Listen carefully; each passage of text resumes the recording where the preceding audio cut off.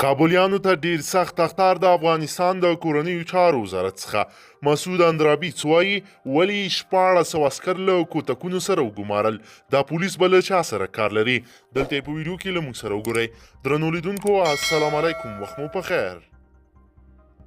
افغان حکومت کورنیو چارو وزارت وزیر مسعود اندرابي په قهرجنه لهجه کابلیانو ته ویلي چې تاسو د قرنطین نه ریشخند جوړ کړی ده او په خبره نه پوهیږئ نو کابلیانو په رخصتیو کې په چکرو سر شوی ده حکومت ورته وایي چې په کور کې کینئ اول دوی چکرې وهي کورنی وزارت 1400 عسکر وګمارل د کابل په مختلفو مهمو نقطو کې به دوی غزمه کوي او هغه څوک چې بدون د عذر او اشد ضرورت څخه په ګرځېدا ګیر کړل شي نو ډیر سخت به وهل شي او که زوري وهه او یا مسؤلینو سره لاس اچوه نو حوزې ته به بیول کیږي او هلته به بیا د پولیسو قانون سره سم برخورد ورسره کیږي د کورنیو چارو سرپرست وزیر مسعود اندرابي د ګرځبندیز په اړه داسې وایي چې له څلورو استثنایي مواردو پرته یعنی هغه کسان چې روغتونونو ته ځي هغه کسان چې رسنیو او مخابراتو کې دنده لري او هغه کسان چې خوراکي توکي ته اړتیا لري نور پر ټولو دي دا چاره جدي پلي شي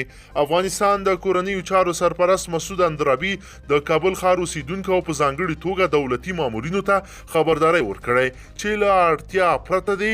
له کورونو نه وځي او له محدودیتونو دي سرغړونه نه کوي نوموړي ویلي که کوم دولتي مامور له دلیل پرته ښار کې ونیول شو نو اړوندې حوزې ته به بیول کیږي ښاغلی اندرابي په یو ویډیویي پیغام کې ویل ګڼو وزارتونو خپل کارکوونکو د کورونا وایرس اندېښنو له کبله رخصت کړي دي خو دا په دې معنا نه ده چې دا کارکوونکي دي په ښار کې چکرې وهي د کورنیو چارو وزارت سرپرست زیاته کړه چې له چهارشنبې په کابل کې 1400 امنیتي کسان په ځانګړو موټرو کې ګرځي او پر تګ راتګ بندیز به عملي کوي دا اعلان وروسته له هغې کېږي چې د عامې روغتیا وزارت کابل کې د کورونا وایرس د خپرېدو په اړه اندېښنه وښوده یاد وزارت وایي په کابل کې د اخته کسانو په ډله کې شمیر یې 83 تنو ته رسیږي یوازې یو تن بهر تللی او پاتې نور کسان دننه په هیواد کې او بیا هم پر دې وایرس اخته شوي دي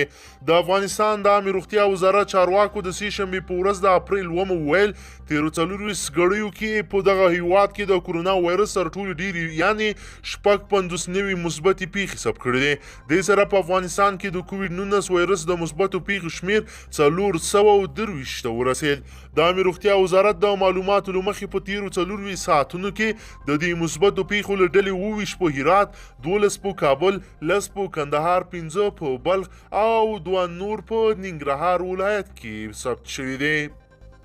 درنو لیدونکو که چیرې غواړئ چې ورته تازه او مهمو پیښو څخه ځان ډیر ژر او په لنډو کې خبر کړئ زموږ چینل سره سبسکرایب کړئ او ویډیو د سره حتما لایک کړئ تر بل ویډیو مو په لوی رب سپارمه